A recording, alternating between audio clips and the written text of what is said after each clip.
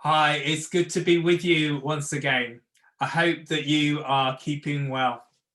Today, in my background, I have an aerial shot of the inside of St. Mary's. Not very often you get to see the church from this view, and it's beautiful. I'm just going to move out of the way so you can see a better shot of it. This church is the oldest one in our group of churches. It dates back to the Norman times. But today I'm going to tell you a story about two brothers. I don't know if you have any brothers or sisters, and I'm not sure how you get on with them. My guess is, if you're anything like me, sometimes you get on like a house on fire. You do everything together. And there are other times when you may have the odd argument, or you may fight with each other. The important thing is that at the end of the day, you make up with one another. Well, our brothers in the story today are a bit like that. They're called Jacob and Esau, and they were the sons of Isaac and Rebekah. Their story can be found right at the beginning of the Bible in the book of Genesis. Now, Esau was the oldest of Jacob and Rebekah's. Esau was the oldest of Isaac and Rebekah's sons. He was big and strong and very, very hairy. He liked to spend all his time outside. He loved playing sports and hunting animals for meat. Jacob, on the other hand, well, he was much smaller, but he was very clever. He liked to stay at home, and he used to help his mum do the cooking. Jacob was therefore his mum's favourite. She adored him. Well, as the years went by, Jacob and Esau grew up. Then one day, their dad said to Rebekah, "I'm old, I'm weak, and I'm blind, and I might die soon. I want to see our eldest son, Esau, so I can give him a special blessing from God because he is the eldest." This blessing was something that was really important to Isaac and Rebekah, because the blessing, although it was a blessing of God, it meant that everything passed to Esau. Well, at the time, Esau was out hunting as usual, and Rebekah, loving Jacob more and wanting Jacob to receive that blessing, decided to try and trick Isaac. So she told Jacob to pretend to be his brother. After all, Isaac was blind. She said to Jacob, "Put some animal fur on your arms so that if Isaac reaches out his hand to touch you, he will be tricked into thinking that you are really hairy Esau." Well, Rebekah and Jacob managed to trick Isaac into giving Jacob that special blessing. Because when Jacob went to Isaac pretending to be Esau, Jacob reached out his hand and he felt the hair on Jacob's arm. And he knew that it was Esau, or he thought it was Esau. And so he gave Jacob his blessing. And this made Jacob much more important than his big brother. Well, when Esau came home from working in the fields, he discovered that he had been cheated and that his father had been tricked. Now I wonder how do you think Esau would have felt? I wonder. I'm sure that he would have felt really angry.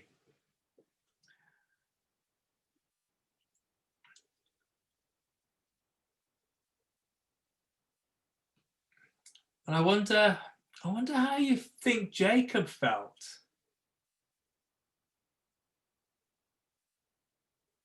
Was he happy that he tricked his father and cheated his brother? Did he feel ashamed? Or was he just very scared of Esau? Because Esau was bigger than him and stronger than him.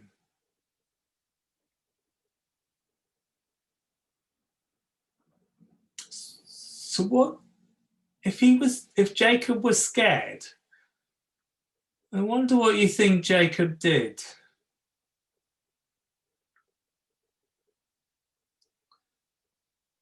Well, of course, Jacob ran away. He saw his brother angry and in a real temper, and he got scared and he ran. And he didn't see his brother again for a very, very long time. However, one day, Jacob heard that his big, hairy brother Esau was coming to see him, and that Esau had 400 men with him. I wonder how you think Jacob felt when he heard the news that his brother was coming and that he was bringing 400 men with him. I think he would have felt really very scared. But despite feeling scared, Jacob was a very clever man. So he did two things. First, he divided all his people and animals into two groups.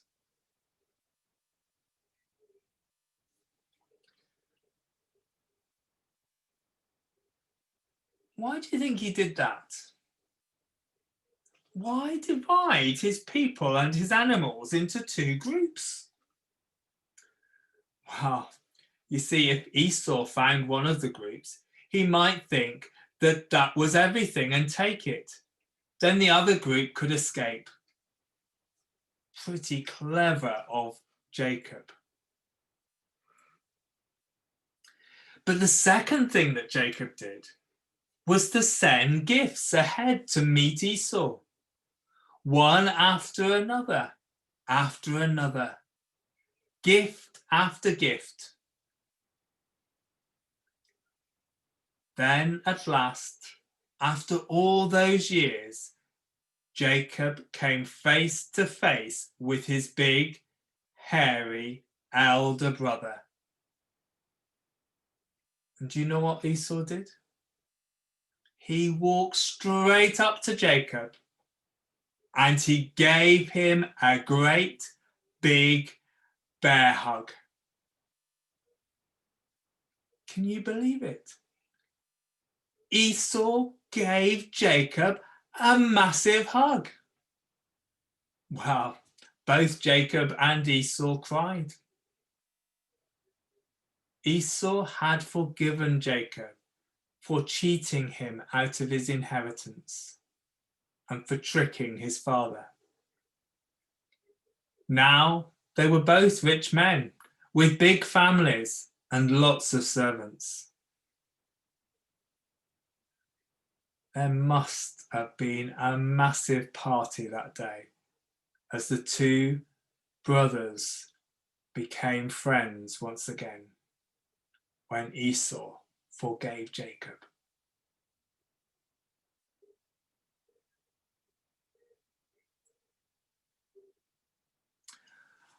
that story is a fun story, but at the end, at the heart of it, is this idea of forgiveness. Think about those years that Jacob and Esau had been apart, and how Jacob was so scared of his brother. But all that Esau wanted to do when he came to see Jacob was to make up, was to have his brother back, was to forgive him.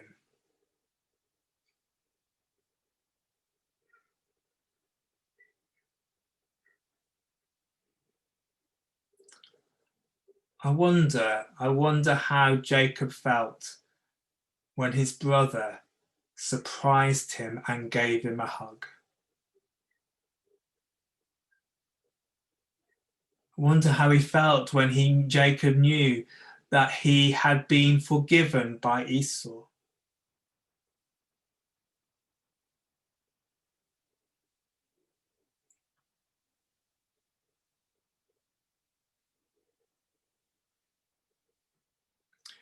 We all have squabbles. We all have disagreements. It's a bit like Jacob and Esau.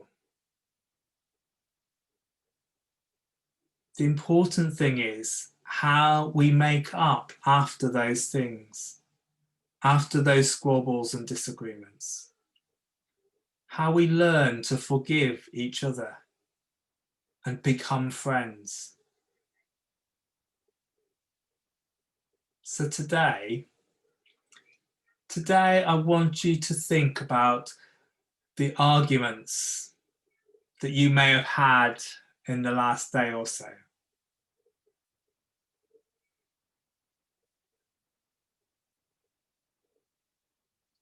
I wonder how you are going to put those arguments right.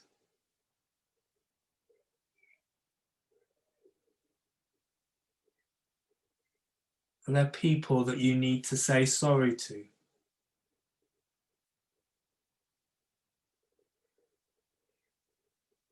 Are there people whom you need to forgive? Forgiveness isn't easy, but it's something that we all can do. We just need to take our guide from Esau, who forgave his brother.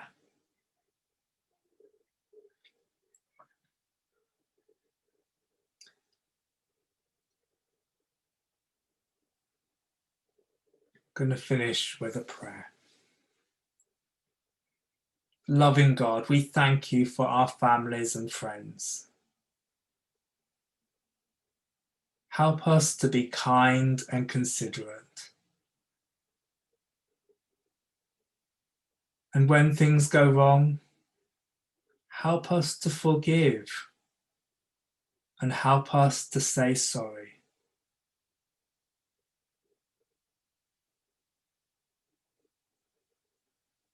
Amen. Well, it's good to be with you all again, and hopefully I will see you soon. Bye.